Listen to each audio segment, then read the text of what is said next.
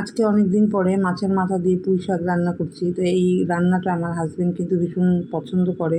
তো উনি যখন বাড়িতে আছে তো ভাবলাম কি যে চলো তাহলে একদিন মাছের মাথা দিয়ে পুঁই শাক করেই ফেলি। আর সেদিন আমি বাজার থেকে পুঁই শাক এনেছিলাম, আর মাছের মাথা তো আমি আনি একটা করে, যে তখন কখন কী আইটেম করি বা ঝোলের মধ্যে দিয়েই খাই, তাই মাছের মাথা একটা করে আনি।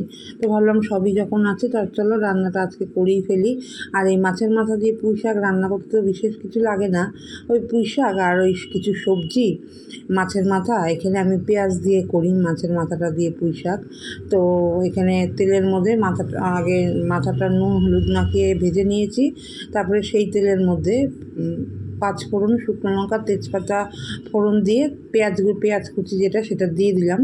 সেটা দিয়ে একটু নাড়াচাড়া করে তারপরে এই সবজি যেটা আছে সেটা আমি আগে ভাজা ভাজা করে একটু সেদ্ধ করে নিই, তারপরে আমি ওই পুঁই শাকের পাতাগুলো দিই।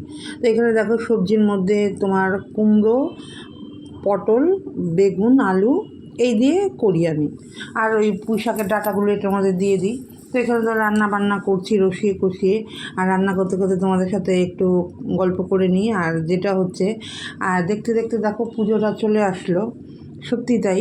আর এবার পুজো খুব তাড়াতাড়ি পড়েছে, সেপ্টেম্বরের শেষের দিকেই পুজো। তো দেখতে দেখতে তো চলেই আসলো, আর এদিকে বৃষ্টি তো অযোধ্যারা ঝরেই যাচ্ছে। কবে এই বৃষ্টি কমবে জানি না, বা পুজোর মধ্যেও থাকবে কিনা জানি না।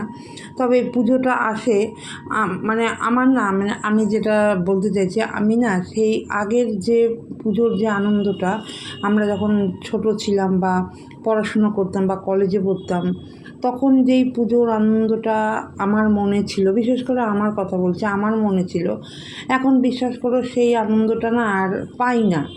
একেতেই তো দেখো পুজোর সময় একা একাই থাকি, ওই মার ওখানে যাই, ভাইদের ওখানে যাই, কিন্তু বেশিরভাগ 2 দিন 3 দিন বাড়িতেই থাকি একা একা, তো কোথাও যাই না সেরকমভাবে।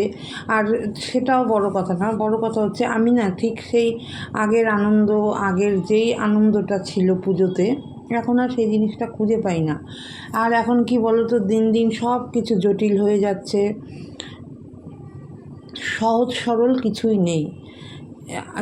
আমার মনে জানি না কেন, মানে পুজোটা আসে আসে মা আসে বছরে একবার করে, ঘুরি ফিরি, কিন্তু এদিক ওদিক কোথাও ঠাকুর দেখতে গেলাম, আর ম্যাক্সিমামটা আমি একা একাই যাই। কি করব, হাজব্যান্ড থাকে না বাড়িতে, গত বছর ছিল, তাও অষ্টমীর দিন চলে গেছে। তো এই হচ্ছে ব্যাপার।